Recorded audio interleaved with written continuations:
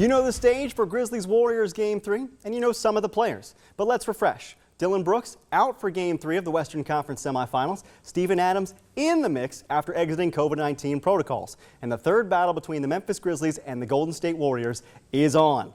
Everybody getting hyped up inside the Chase Center. Grizzlies tried to take the air out of the balloon early. They seemed like they couldn't miss, building a 13-point edge in the first 5.5 minutes.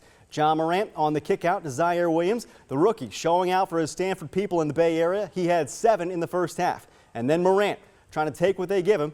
Ja, a little step back here. 17 for Ja before the break, and that's 3 of them. Jaren Jackson Jr., you can come join too.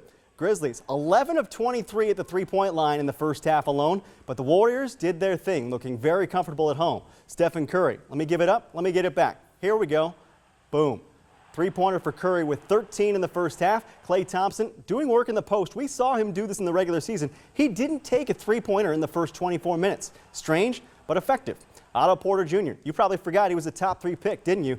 Well, don't worry. He'll remind you. Warriors engineer a 25-point swing, up 12 late in the second. A Morant heave at the halftime horn helped out the margin a little bit. Here's Ja going from half court. Look out below. Hello. That was the emotional high for the rest of the night, though. The final, the Grizzlies drop Game 3 by 30. Morant would exit late in the game in apparent discomfort. Details on that coming tomorrow at 5. Game 4 Tuesday at 9 Central. In the National Hockey League, teams have emergency goalies that they only use if they absolutely have to. And it's usually a local guy, not somebody with NHL chops. The horse racing equivalent of that is the also eligible list. If a horse enters the Kentucky Derby and they cannot run, the Derby then invites someone off the also eligible list into the field. A horse like that is almost never a factor in the outcome. Almost.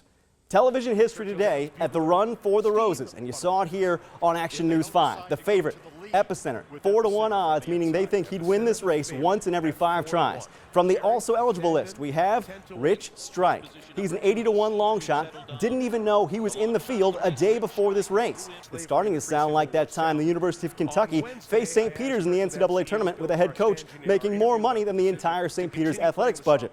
A Bluegrass State favorite making the same mistake twice in 2 months. Some would call that blowing it, but I digress.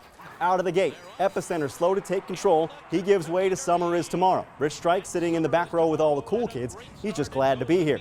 Midway through, Summer Is Tomorrow still up front. Epicenter middle of your screen there, maroon silks, blue and white numeral number 3 on the saddle. No sign of Rich Strike, probably got demerits, had to stay after and mop up. Last period of the day, Epicenter at the front of the class, putting the finishing touches on the test. The bell rings, and then watch this. Rich Strike, red and white silks, already has his bag packed and zipped up. I don't think you understand. My mom is taking me for ice cream, and I'm not sharing. Rich Strike, he is him, the 148th winner of the Kentucky Derby. Second longest odds ever to win the Derby at plus 8,000, the biggest upset since 1913. It's a life-changing 24 hours for jockey Sonny Leone and trainer Eric Reed. They deliver the all-time one-hitter quitter, banking $1.86 million in 2 minutes, 2.61 seconds. Epicenter and Zandos, second and third. The Triple Crown's second leg, the Preakness Stakes in Baltimore, is now 2 weeks away.